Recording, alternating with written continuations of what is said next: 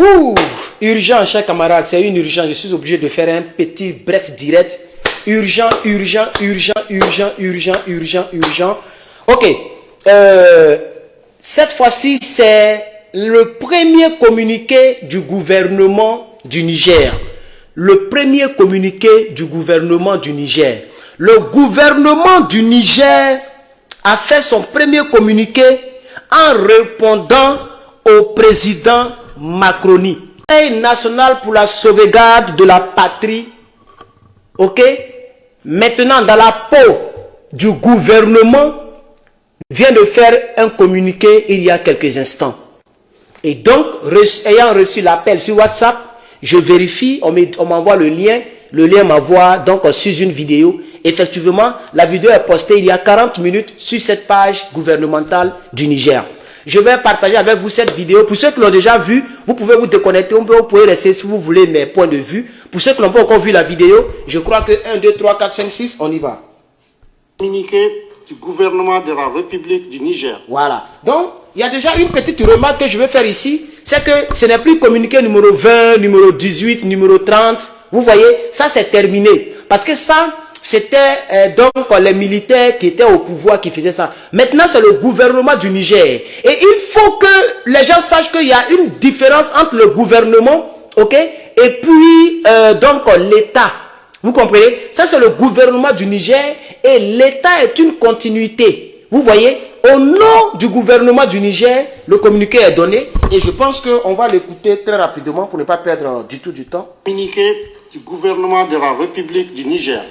Le gouvernement de la République du Niger a suivi avec consternation les propos tenus le lundi 28 août 2023 par le président de la République française à l'occasion de son adresse aux ambassadrices et ambassadeurs de France.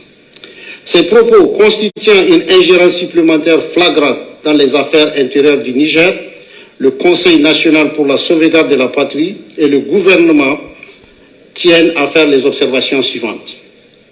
Premièrement, il vise à infantiliser les chefs d'État africains en agitant, sans aucune prise en compte des différences entre les contextes nationaux, la psychose des risques régionaux de contagion de putsch militaire. Il pense ainsi les apairer et instrumentaliser la CEDEAO pour les obliger à adhérer au projet néocolonialiste d'un autre âge d'invasion du Niger. Deuxièmement, ces propos visent à fabriquer une division ethnique artificielle pour opposer les Nigériens les uns les autres et créer les conditions d'un conflit interethnique à l'instar de ce qui s'est passé dans certains pays africains et qui a été provoqué par ce genre de manipulation. Troisièmement, contrairement à la rhétorique macronienne qui consiste à dire que les militaires ont abandonné la lutte contre les terroristes pour les privilèges du pouvoir à Niamey, nos forces de défense et de sécurité sont plus que jamais engagées à poursuivre leur lutte acharnée contre les forces terroristes d'ailleurs soutenues par la France qui prétendaient jusqu'ici nous aider dans cette lutte. Quatrièmement, ces propos visent à perpétuer à tout prix les relations patron-client, maître-sujet auxquelles le régime défunt a assujetti le Niger par rapport à la France. M. Macron n'hésite même pas à présenter les anciennes autorités à la face du monde comme ses marionnettes en justifiant le soutien qu'il leur apporte par leur engagement à l'international sur tous les agendas qui sont ceux de la France. Ce qui prouve, si besoin en est, que le régime défunt était bien au service d'un agenda étranger au détriment des intérêts du Niger. Ni les Africains, ni le peuple nigérien, ni même le peuple français ne sont dupes. Les propos de M. Macron et ses incessants efforts en faveur d'une invasion du Niger visent à perpétuer une entreprise néocolonialiste sur le peuple nigérien qui ne demande rien d'autre que de décider désormais par lui-même de son destin. Ces propos inattendus de la part d'un chef d'État n'apportent rien à la recherche des solutions rationnelles aux différends qui nous opposent. Le Conseil national pour la sauvegarde de la patrie et le gouvernement de la République du Niger réitèrent que ces différends ne portent ni sur les rapports entre nos peuples, ni sur les individus, mais sur la pertinence de la présence militaire française au Niger. Et l'établissement de relations respectueuses et mutuellement bénéfiques dont les autorités nigériennes soutenues par le peuple ont fait un principe désormais cardinal de leurs relations internationales. Fort du soutien du peuple nigérien, seul juge de leur légitimité, le Conseil national pour la sauvegarde de la patrie et le gouvernement sont résolus à s'opposer à tout paternalisme et tout interventionnisme d'une époque à jamais révolue et entendent œuvrer pour l'établissement d'un ordre nouveau, gagnant-gagnant et respectueux de la dignité de tout le peuple et de la souveraineté de tous les États. Et à Niamey.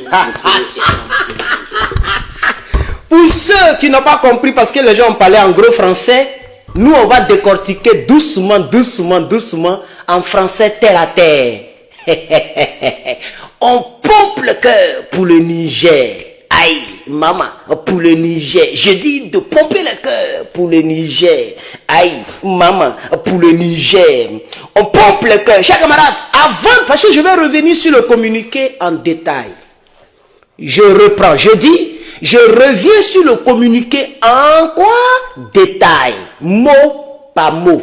Phrase par phrase. Comme ça, vous allez comprendre. Parce qu'ils ont parlé, c'est un peu un français, c'est pas trop soutenu, mais comme c'est un gouvernement, ils ne vont pas dire moi a dit, toi a dit. On va décortiquer, vous allez comprendre ça clairement. Mais avant ça, regardez ceci. Aujourd'hui au Niger, c'est gâté au Niger.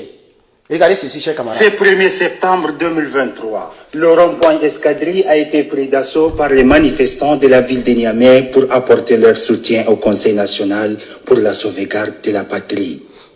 Des prières al-Qunut ont été dites pour implorer Dieu le Tout-Puissant pour bénir le Niger et son peuple. Les manifestants ont également condamné fermement la présence de l'armée française au Niger, dont ils exigent son départ sans délai.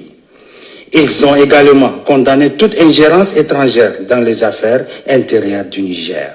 Notre objectif était de mobiliser 1 million de Nigériens dans la rue chaque jour, aujourd'hui, demain et le dimanche. Et au-delà, à travers des prières, vous venez de le constater, parce que nous sommes convaincus que notre situation actuelle, Allah subhanahu wa ta'ala en a été la clé déterminante.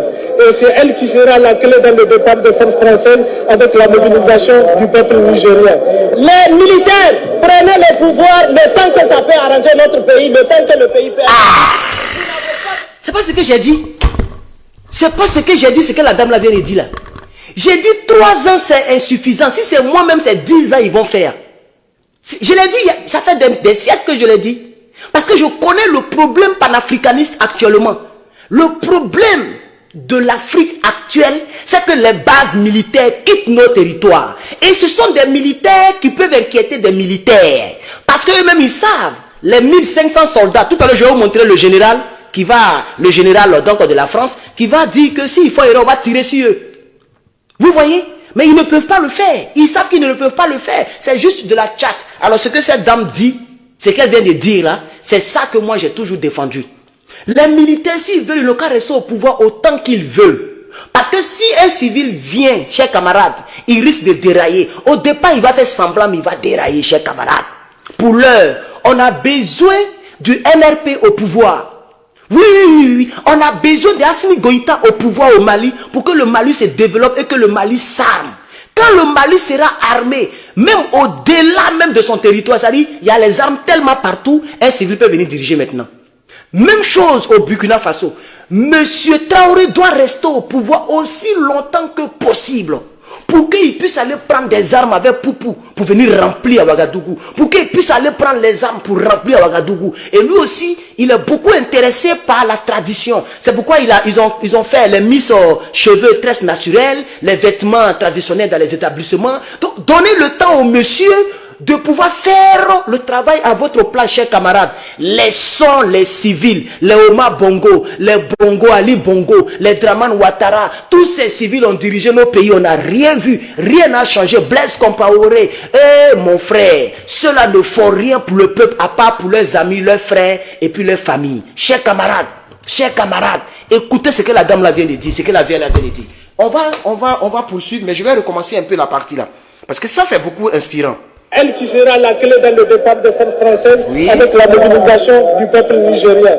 Les militaires, prenez le pouvoir le temps que ça peut arranger notre pays, le temps que le pays peut être libre. Nous n'avons pas besoin d'une liberté sur papier. Le Niger nous appartient et nous tous les Nigériens nous disons non à la France ici. Nous ne voulons pas de la France. Ça fait des années qu'ils nous veulent. Nos biens et nos richesses. Regardez-nous aujourd'hui. Même l'éducation, la France nous a privés de ça. Pour qu'on ne puisse pas se révolter un jour. Mais là, on est fatigué. On en a marre des impérialistes. Il faut qu'ils quittent pour nous donner notre pays. Il faut qu'ils quittent. Ce n'est pas pour eux le pays. Il faut qu'ils quittent.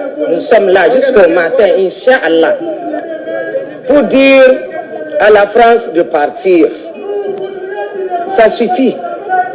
Combien d'années ça suffit? On n'a qu'à partir. On en a ras le bol. Hein? Qu'est-ce qu'ils nous ont amené? Que la détresse, le stress. Nous sommes fatigués. Hein? Ils ont tué nos enfants, nos parents, Trop c'est trop. Vraiment. Ils ne sont pas là pour défendre le Niger. Non, pas du tout. Ils sont là pour défendre leurs intérêts. Et pour nous dépouiller de nos ressources. Nous sommes toujours derniers. Ça les arrange qu'on soit derniers. Pourquoi ils ne savent pas ce que nous avons comme richesse? Maintenant, ils n'ont qu'à partir. Et on saura ce que le Niger a. En avant pour l'honneur de la patrie. En avant pour un Niger. J'ai les larmes aux yeux même. Son... J'ai même les larmes aux yeux même. Quand j'écoute ces mamans-là, j'ai les larmes aux yeux. Elles ont compris la situation. Et c'est ce que je demande pour le Gabon. Je ne demande rien de mauvais. C'est ça là, ces gens de paroles-là. Vous ne pourrez jamais entendre ça dans la bouche d'un Gabonais à l'heure actuelle. Monsieur Brice ne va pas permettre ça. Vous ne verrez jamais un drapeau russe dans les rues du Gabon. Ils vont tout faire pour quadriller. Ils vont se jouer les nationalistes. Comme ils sont en train de le faire. Ils ont attrapé des gens avec beaucoup d'argent. Il y a un même qui a fait vidéo. La vidéo a fait 1 million de vues. Il va manger l'argent de ça. Dieu merci pour lui. Mais ce n'est pas ça l'essentiel. Attraper des gens qui ont 7 millions. Et puis ils ont mis, non, oui, ils ont attrapé des gens qui ont 7 milliards. Donc, c'est un bon gars. Non. Non, détrompez-vous. Il y a ce qu'on appelle le théâtre, le coup du théâtre. C'est-à-dire être acteur. Un acteur, c'est celui qui fait quelque chose pour faire passer un message qu'il ne pense pas lui-même, qui n'est pas lui-même. Les gens peuvent prendre Bongo lui-même. On va faire un semblant, comme si vous avez volé l'argent, comme si on vous a attrapé. Voilà. Il peut faire, c'est une possibilité. C'est une hypothèse, bien plausible. Pourquoi Macron dit que le coup d'état du Niger n'est pas la même chose comme le coup d'état du Gabon? Pourquoi il le dit? Il y a un problème, il ne veut pas le dire. Pourquoi il le dit? Parce que leur intérêt n'est pas menacé au Gabon. Ça fait 48 heures. Les gens font des vidéos pour manger l'argent de monétisation. Et puis ils nous empêchent de réfléchir. Ils nous appellent de mettre des hypothèses. Parce qu'ils savent que les Africains aujourd'hui aiment les coups d'état, entre guillemets. Donc si on doit passer, eux ils peuvent passer par les coups d'état pour mettre leurs pions et pour dévancer le NRP. Mais ils sont malins, ils sont intelligents. Comme ils aiment les coups d'état, on va prendre d'autres pions différents des pions qu'ils connaissent. On va les renverser et puis on va les déposer. Ils vont penser que c'est le NRP. Déjà c'est notre pion. Pour reconnaître un pays qui est un pays membre du NRP, c'est qu'on a entendu dans la bouche de ces dames-là. On doit entendre ça dans la bouche de là-bas. Le communiqué, revenons au communiqué. Le communiqué qu'on a écouté là, c'est que les femmes ont dit là, les gens ont dit ça en bon français dans le communiqué, à maintes reprises. Je vais revenir sur le communiqué. Du gouvernement de la République du Niger. Oui. Le gouvernement de la République du Niger a suivi avec consternation les propos tenus le lundi 28 août 2023. Est-ce que M. Brice dit ça? Parce que Macron n'a pas tenu des propos qui vont le choquer. Jusqu'à preuve du contraire. Chers camarades. Mais réveillez-vous, chers camarades. Peut-être, je dis bien peut-être, c'est une possibilité. Ils sont en train de nous tromper au Gabon. Peut-être ils sont en train de vous tromper en tout cas. Parce que moi, je réfléchis. Si demain, ça s'avère que c'est un bon gars, on va l'acclamer. On reviendra ici pour dire, ok, Dieu merci, ils nous ont convaincus. Ok, on est d'accord. Mais tout le tapage qu'ils ont fait, un militaire, c'est quelqu'un qui est stratégique, c'est quelqu'un qui est technique. Ils ont parlé de tout, sauf de l'essentiel, chers camarades. Tant que la France est dans un pays, le pays ne pourra jamais sortir de la pauvreté. La maman l'a dit. La maman dit que la France aime quand on est pauvre, pour ne pas qu'on sache ce qu'on a. Donc elle maintient toujours le peuple dans la pauvreté, chers camarades. Voilà le vrai point. Avant de parler du communiqué, on est toujours au Niger. Je vais vous présenter une autre vidéo, chers camarades. Donnez-moi juste un instant. Je vais aller dans mes troupes. Voilà. Une autre vidéo.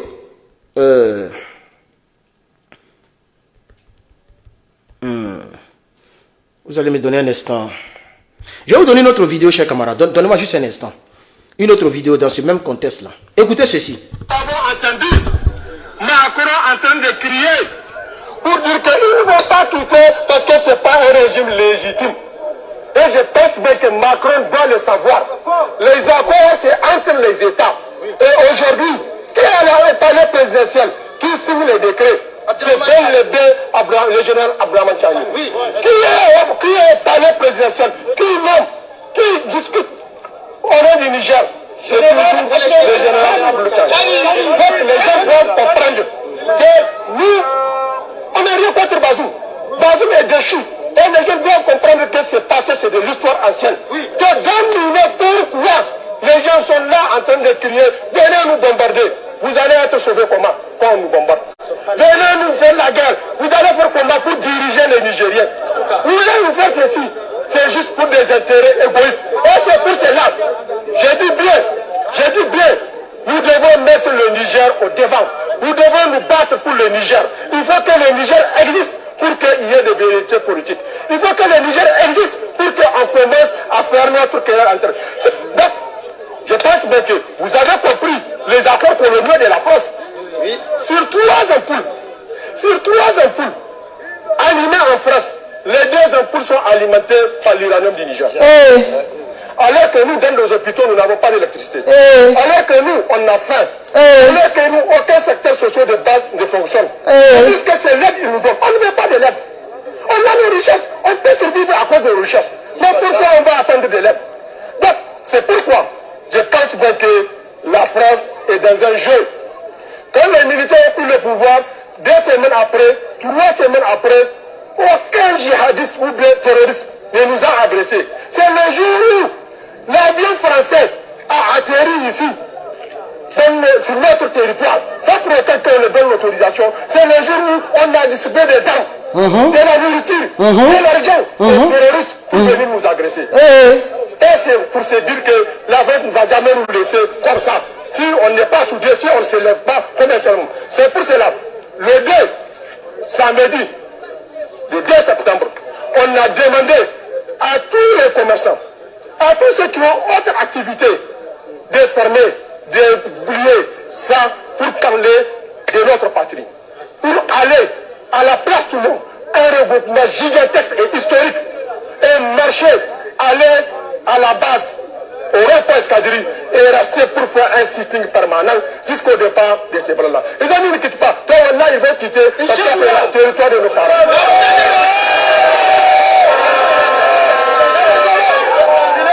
Je tiens à vous informer que cette manifestation est pacifique.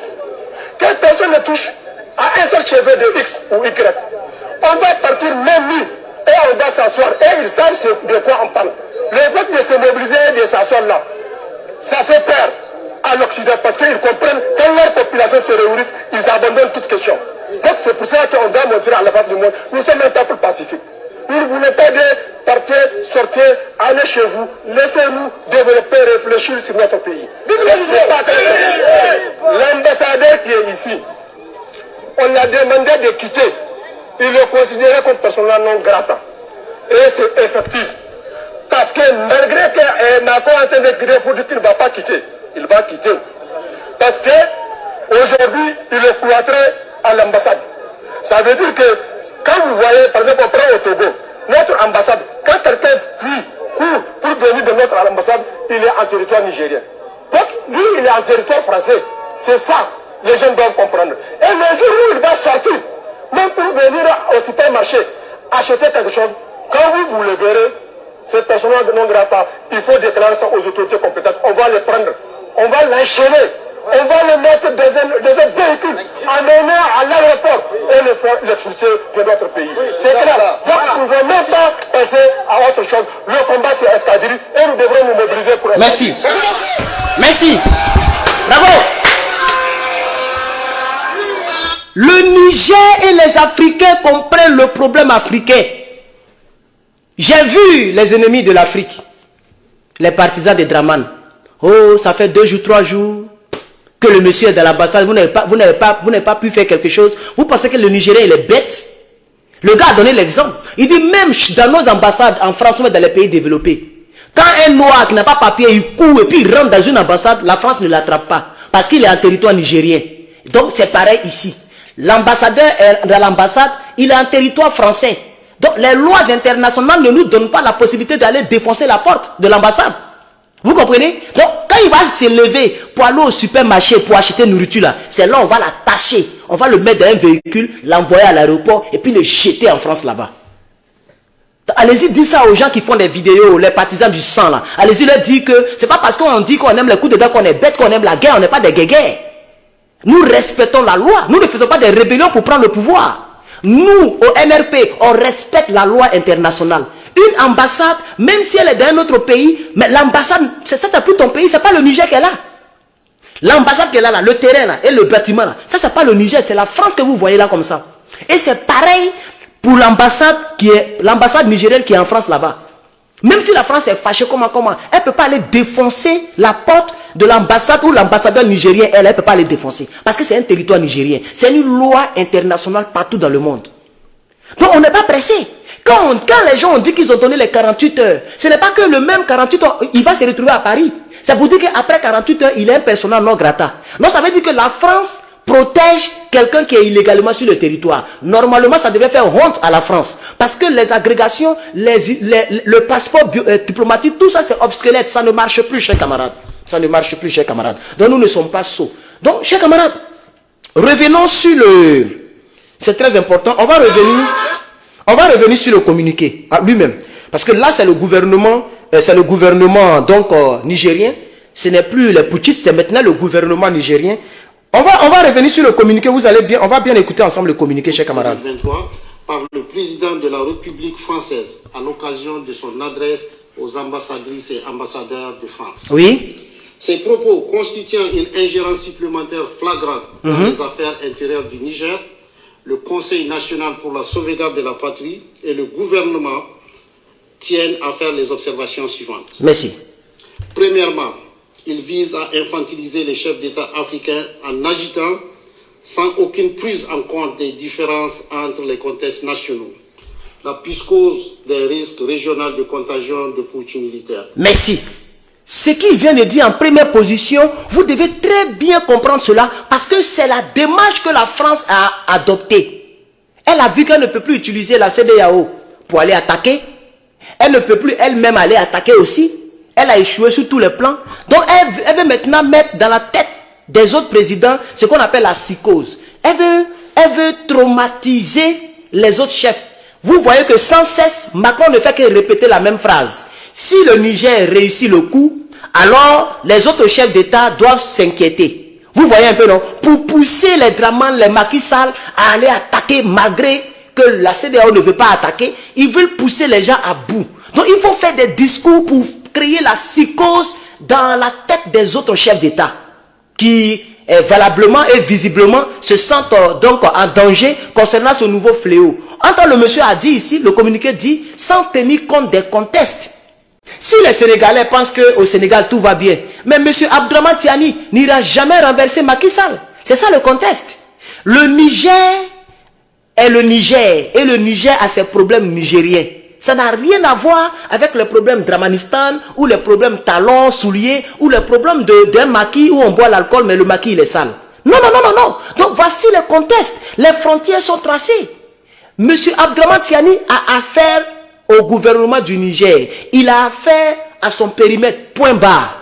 Donc la France veut semer la psychose dans la tête des autres chefs d'État pour que les gens prennent des militaires comme l'a fait le zélé hein, donc le monstre africain Dramane Ouattara, qui a même donné, il a même dit qu'il a donné l'argent, 850 personnes ou bien 1100 personnes, un bataillon pour aller faire la guerre. Et Gbagbo Lora s'est moqué de lui ici, hein, au vu et au su de tous. Donc, chers camarades, c'est ce que je voulais aussi dire pour le premier point. Voici l'explication du premier point. Et ça, les gens l'ont compris. Je vous ai dit que nous, les Noirs, nous ne sommes plus dupes. Nous ne sommes plus dupes. On ne peut plus nous tromper avec un miroir. Nous, les Noirs, on ne peut plus nous tromper avec un miroir. Nous, les Noirs, on ne peut plus nous tromper avec un miroir. Nous, les Noirs, on ne peut plus nous tromper avec un miroir. Il faut que la France puisse comprendre cela une bonne fois pour toutes. Quelles que soient les stratégies, les stratagèmes que la France va utiliser, on comprendra l'enjeu, l'intention derrière les propos, derrière les actions. On le comprendra. Donc le CNSP, ou bien le nouveau gouvernement du Niger, a compris cette phrase qu'il aime citer. Si le Niger passe, les autres chefs d'État doivent s'en inquiéter. C'est juste pour créer la psychose, c'est pour les effrayer. Vous voyez un peu? Mais en Côte d'Ivoire, ça dépend de la Côte d'Ivoire, ça dépend du peuple de Côte d'Ivoire, ça dépend des militaires de Côte d'Ivoire. Au Sénégal, ça dépend d'eux. S'ils ne veulent pas, ils peuvent laisser Macky Sall gérer à vie. Vous ne voyez pas au Cameroun? Le monsieur, il est là, ça fait plus de 40 ans. Le plus vieux chef d'État, presque dans le monde, il est toujours là. Donc, ça dépend de chaque pays. Donc, il ne faudrait pas qu'un président se sente concerné s'il pense qu'il ne fait rien de mauvais contre le peuple. Parce que les gens sont destitués lorsque les gens ne servent pas le peuple. C'est ça le contexte, c'est ça qu'il faut comprendre. Quand le président ne sert pas le peuple va arracher le pouvoir d'entre les mains du président. Et comment ça se passe? Dans le NRP, la nouvelle révolution panafricaine, quelle est la méthode que nous avons adoptée? Comme le peuple, la plupart de ce peuple-là, la plupart des gens sont des civils, ils ne peuvent pas donc aller destituer, enlever un président, parce que le président il est gardé par les hommes en armes.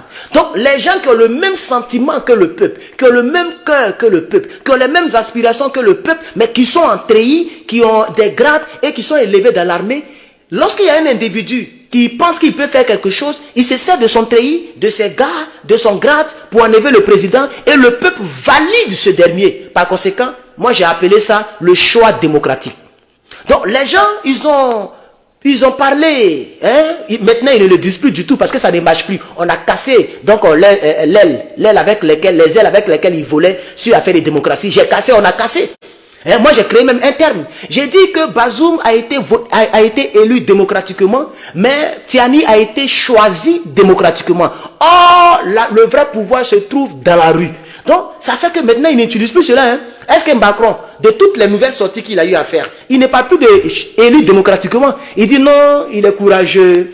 Et il travaille bien, il n'a pas démissionné, je parle avec lui chaque jour au téléphone. Voici les thèmes qu'il emploie maintenant. Il est parti sur le plan ethnique, je pense que le communiqué va le souligner, sur le plan ethnique, en voulant créer la guerre civile, comme ils ont fait en Côte d'Ivoire. Ils ont appelé Guillaume Soro, ils disent Guillaume Soro. Parce qu'à ce moment, il n'y avait pas encore eu de rebelles en Côte d'Ivoire. Tout le peuple de Côte d'Ivoire était derrière Gbagbo Laurent. La jeunesse était derrière Gbagbo Laurent. Donc les gens voyaient la foule des milliers de personnes qui étaient prêtes à défendre la République. Qu'est-ce qu'ils ont fait? Ils ont maintenant envoyé un discours religieux. Non, ils n'aiment pas les gens du Nord. On nous empêche de porter boubou. Ils n'aiment pas les djoulas. Ils n'aiment pas les musulmans. Jusqu'à ils sont allés tuer. On appelait ça le massacre. Ouais. En une journée, 1000 personnes ont été massacrées dans un seul village, ses camarades. Donc c'est ce même système-là qu'ils veulent envoyer au Niger.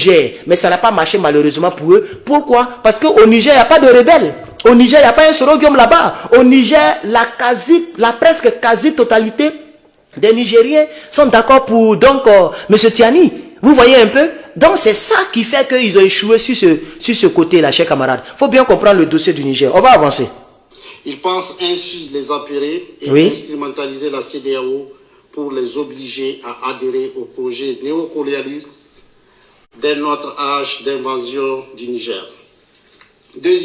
Deuxièmement, ces propos visent à fabriquer une division ethnique artificielle. Vous voyez, mesdames, pour opposer les Nigériens les uns les autres et créer les conditions d'un conflit interethnique, à l'instar de ce qui s'est passé dans certains pays africains et qui a été provoqué par ce genre de manipulation. Vous voyez? Et je suis sûr que dans sa tête, parce que l'histoire la plus récente, c'est celle de Côte d'Ivoire, 2011. Nous sommes en 2023. Donc dans sa tête, quand il dit à l'instar des autres pays, c'est-à-dire à l'exemple des autres pays, c'est ça qu'ils ont utilisé dans les autres pays. Mais là, ce n'était pas À ce moment, ce n'est pas Macron qui était là. C'était M. Hollande, comment il s'appelle là? Sarkozy qui était là. Donc Sarkozy n'a pas pris le micro pour dire, comme Macron l'a dit ouvertement, mais Sarkozy a dû appeler les Soroguium pour leur dire, si telle affaire de patriotisme, c'est trop fort là-bas, donc prenez le pan de la religion. Et c'est le pan de la religion, comme ça les gens du Nord, les frères burkinabés, les frères maliens, les Aoussa, tous ceux qui sont dans notre pays et qui ont la même religion, entre guillemets, que Draman Ouattara ou les Soro, les rebelles là, ils se sont révoltés contre le peuple de Côte d'Ivoire. Parce qu'ils ont surfé sur le pan ethnique. Et dans un pays, la chose la plus dangereuse dans un pays, c'est l'affaire ethnique et religieuse. Un homme politique qui fait sa politique en s'appuyant sur la religion et sur l'ethnique, c'est un danger permanent. Cet homme-là ne permettait jamais que cet homme vienne au pouvoir. Parce que l'ethnie et la religion, la guerre ethnique, la guerre civile et la guerre religieuse, ce sont les guerres les plus atroces au monde. Ça n'a rien à voir avec un pays contre un pays. Une guerre civile, c'est la guerre la plus meurtrière que toutes sortes de guerres.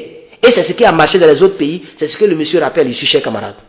Troisièmement, contrairement à la rhétorique macronienne, oui, qui consiste à dire que les militaires ont abandonné la lutte contre les terroristes pour les privilèges du pouvoir à Niamey, nos forces de défense et de sécurité sont plus que jamais engagées à poursuivre leur lutte acharnée contre les forces terroristes, d'ailleurs soutenues par la France, qui prétendaient jusqu'ici nous aider dans cette lutte. Alors, ce troisième point, il est important de l'expliquer à qui veut l'entendre, parce que vous voyez que maintenant, je ne vous demande plus de partager, je ne vous demande plus de mettre des cœurs, je fais mon speech et dès que je finis, je m'en irai, parce que j'ai compris que vous aimez qu'on vous supplie et vous n'êtes pas Dieu pour qu'on vous supplie. Celui qui veut mettre les cœurs, il met les cœurs, celui qui veut partager, il partage, dans le cas contraire, ne partagez pas. Mais faites attention à vos commentaires, parce que toutes les personnes qui vont commenter au travers, qui vont commenter de travers, je vais vous bloquer, parce que j'ai comme l'impression que vous ne facilitez pas la tâche aux gens. Voilà, on doit toujours vous supplier et moi je suis fatigué avec les supplications. On est 2, on est 3, on est 1000, moi je fais mon direct. Maintenant c'est comme ça. Et là je vois 1000 personnes, c'est pas petit.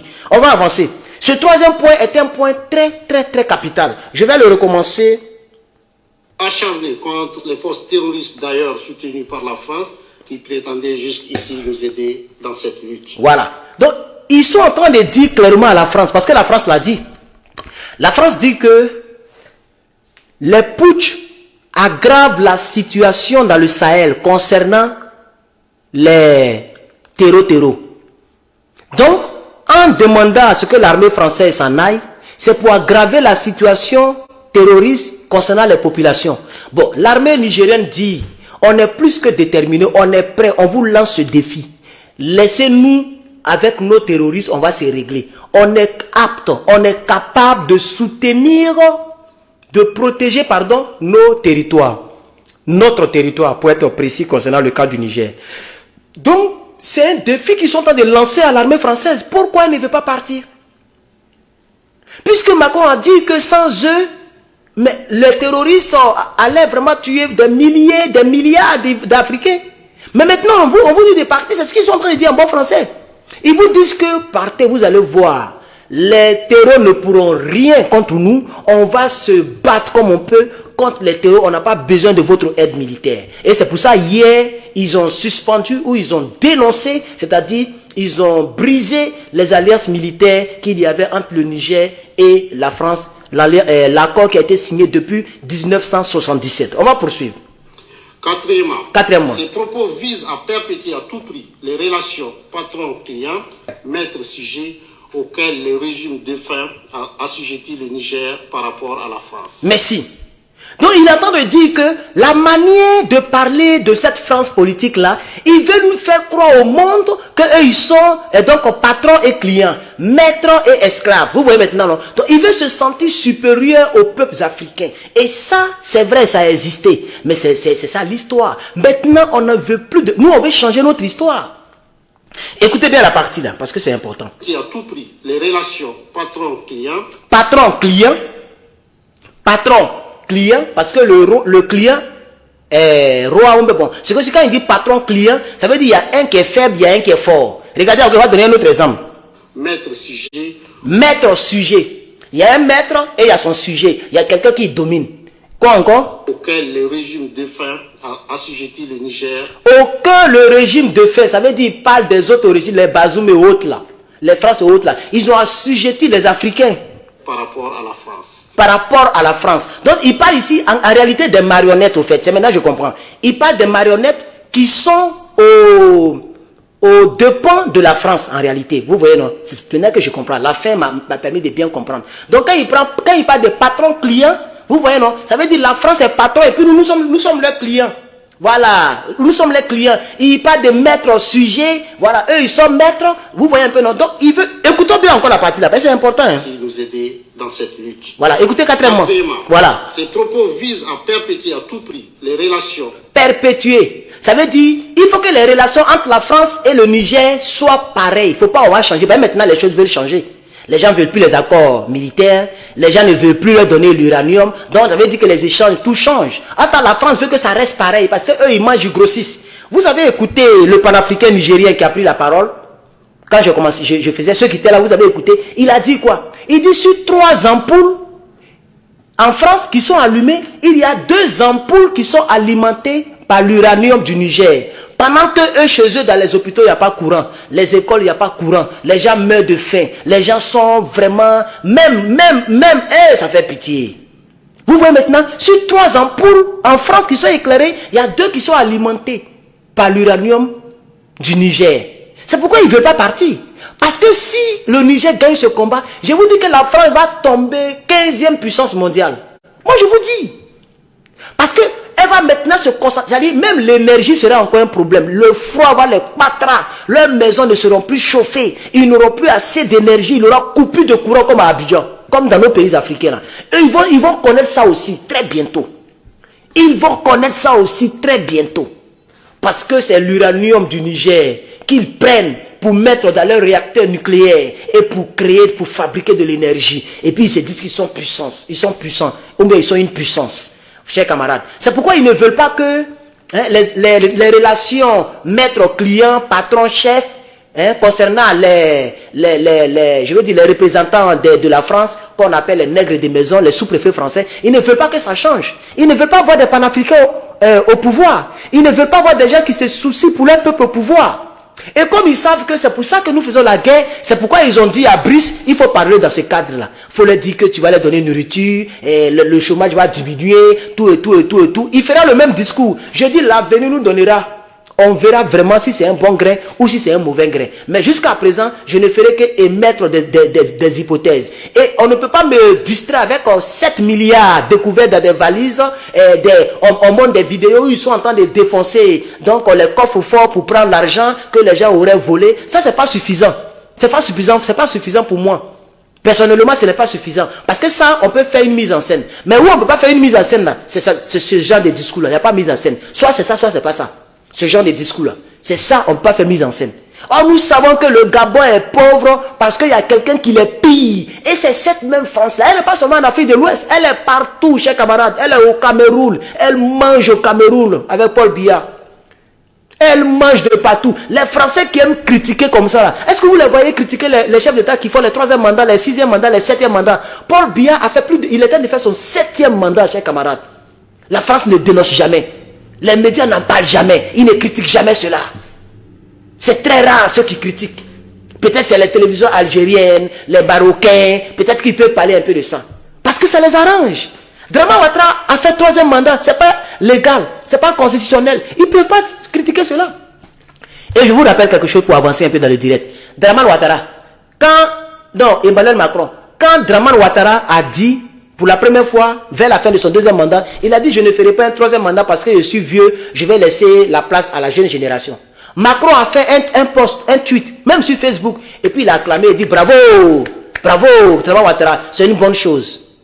En même temps, l'année qui a suivi, Draman Ouattara a dit non, si je quitte, il y aura la guerre. Les peuples vont tuer tous les djoulas, donc il faut que je reste. Ils ont forcé, ils ont coupé tête des gens, ils ont effrayé les Ivoiriens, ils ont réussi. L'autre est sorti, il dit bravo. Le même Macron, il a fait 2 tweets sur le même sujet. Bravo. Ils ne feront qu'acclamer, c'est mauvais, c'est pas mauvais. Tant que ça les arrange, ils ne feront qu'acclamer. Vous n'avez pas vu BFM TV qui est venu critiquer. Mais pourquoi les partisans coupent les têtes? Mais les chaînes étrangères, là, les chaînes françaises, là, mais il y a même France 24, ils ont ce qu'on appelle les observateurs. Ils ne savent pas si vous savez ça. Les observateurs, c'est les gens qui filment avec les téléphones, tous les détails dans le monde. Et puis après, il y a une émission, on appelle ça observateur, puis on montre tout. Un truc de ce genre. Mais ils n'ont pas observé la tête de tous ces kofis qu'ils ont coupés. Hein.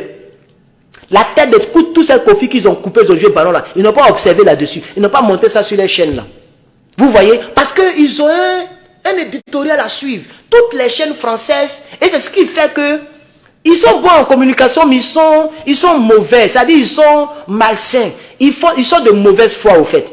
Vous voyez un peu, non? Donc ce qui fait que dans le monde entier, les gens n'ont pas de considération pour les France 24. Parce que le gouvernement contrôle. Ils n'ont pas la liberté d'expression au fait. C'est ça le vrai point. Ce n'est pas comme ici aux États-Unis. Vous avez vu Donald Trump. Il y a des chaînes qui l'aiment, il y a des chaînes qui détestent. Parce qu'il y a des chaînes qui le bombardaient, il y a des chaînes qui aimaient son affaire. Vous voyez un peu, non? Les CNN, les trucs, voilà. Toutes les chaînes ne sont pas alignées derrière un président ou bien derrière un gouvernement. Chacun crache ses vérités. Mais là-bas, c'est pas pareil. BFM TV, France 24, tous ceux-là, ils sont sur la même lignée d'ordre. Sur la même... Non, ils parlent d'un même langage. Même LCI.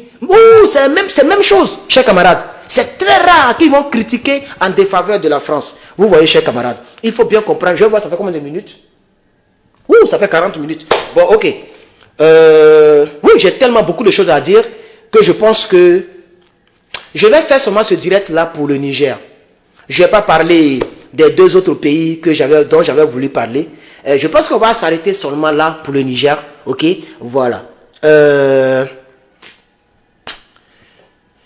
Est-ce que je dois dire encore quelque chose?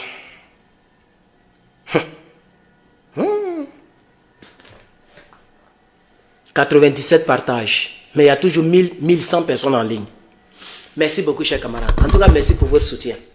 Comme ça, c'était urgent, j'ai quand même forcé le destin pour faire le direct. Voilà. Ceux qui vont regarder en rediffusion, ceux qui vont regarder plus tard et qui vont aimer la vidéo, la déclaration du gouvernement, tout ce que les autres auront dit, ce que le peuple a dit. Si vous aimez, partagez pour que ça puisse toucher plus d'Africains. Ok, vous qui allez regarder en rediffusion, si vous avez aimé, même sur YouTube, vous qui allez regarder, prenez le lien, envoyez dans les groupes, partagez, parce que sur YouTube on peut partager aussi. Partagez dans les groupes, chers camarades. Vous tous qui allez regarder plus tard, partagez dans les groupes. Mes éléments sûrs qui me suivent ne me soutiennent pas solidement et c'est triste. C'est vraiment triste. Chers camarades, je vais poursuivre. J'ai fait exprès pour que plusieurs personnes partent. Voilà. Donc, comme il y a beaucoup qui sont partis, moi, je vais poursuivre mon direct. Celui qui veut rester, il reste. Celui qui veut partir, il s'en va. Voilà. Alors, chers camarades, on va poursuivre. Partagez le live. Vous qui êtes là, partagez. Je vais continuer. Hein. Le live n'est pas fini. Ceux qui sont partis n'ont pas parti. Voilà. Ceux qui sont là, je vais continuer. Chers camarades, écoutez ceci. Je vais vous faire écouter ceci, chers camarades. Si à la fin du quinquennat du président Macron, il va y avoir encore des pays qui vont tomber, des régimes avant de venir vers lui, là, je vais prendre le d'abord. D'ouvrir le feu, est-ce qu'il y a des règles qui le dictent, ou est-ce que là aussi ça revient à une décision du politique? Qu'est-ce qui ferait que les forces de sécurité françaises qui sont dans l'ambassade à Niamey pourraient ouvrir le feu? Je pense qu'elles ouvriraient le feu si jamais les Nigériens ouvraient le feu par la force pour tenter d'exfiltrer, d'expulser notre ambassadeur par la force. Auquel cas, je pense qu'il y aurait une ouverture de feu, mais personne n'y a évidemment intérêt. Et ce serait la légitime défense s'agissant des Français. Voilà, ça c'est un autre point. La France est résolue à tirer sur quiconque va s'approcher de l'ambassade. Et c'est ce que les Nigériens eux-mêmes ils ont expliqué. Et c'est plausible, c'est normal. Parce que le bâtiment qui est là, c'est un bâtiment français.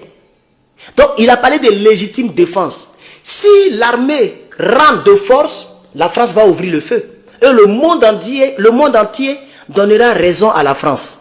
Donc, nous voulons dire aux gens, surtout à ces Français, à ce général-là qui se croit gonflé, qu'on connaît le système qu'on va utiliser au Niger, comme cet ambassadeur. Ah oui, il ne mettra pas son nez dehors. C'est-à-dire, il est comme s'il est en prison. Puisque les gens sont postés un peu de partout. Et la population veillera au grain. Chers camarades, ils vont le traquer. Le jour où il met ses pattes dehors, ils vont l'attraper. Maintenant, si vous pensez que vous êtes trop fâché, mettez des gardes de corps avec lui. Si vous voulez vraiment défier les Nigériens, mettez des gardes de corps. Ou même mettez même votre armée française là avec lui et qu'il se promène dans la ville. Comme ça, vous allez lancer des défis. C'est là où vous allez voir ce qu'il y a dedans. Parce que dès que vous sortez de l'ambassade, toute la terre, c'est pour les Nigériens, ce n'est plus pour vous. Le périmètre de l'ambassade, la clôture et tout, c'est ça qui vous appartient. Mais dès que vous sortez de là, que vous êtes sur une voie quelconque, un goudron quelconque, dans un supermarché quelconque, même si le supermarché appartient à un Français, l'armée nigérienne peut rentrer là-bas pour l'attraper. Pourquoi? Parce que le supermarché, ce n'est pas pour lui le sol. Mais l'ambassade, oui, tout le bâtiment, y compris le sol, tout ça, selon la loi internationale, c'est pour la France. Donc, vous êtes en train de mettre le monsieur en prison sans le savoir parce qu'il ne va pas sortir. Et quand ça va chauffer, les gens risquent de couper l'électricité. Ah oui! Parce que là maintenant, ce n'est pas la France qui gère ça. Vous voyez? Voilà. Donc, il y a des plans que les gens vont mettre en place pour pouvoir contrer vos plans. Donc, il faut que le général, parce qu'il s'appelle, il s'appelle quoi même? Bon, son nom n'est pas là. Voilà. Mais c'est un général français qui a dit ça. Il dit qu'ils vont ouvrir le feu. Ils disent qu'ils vont ouvrir le feu, chers camarades.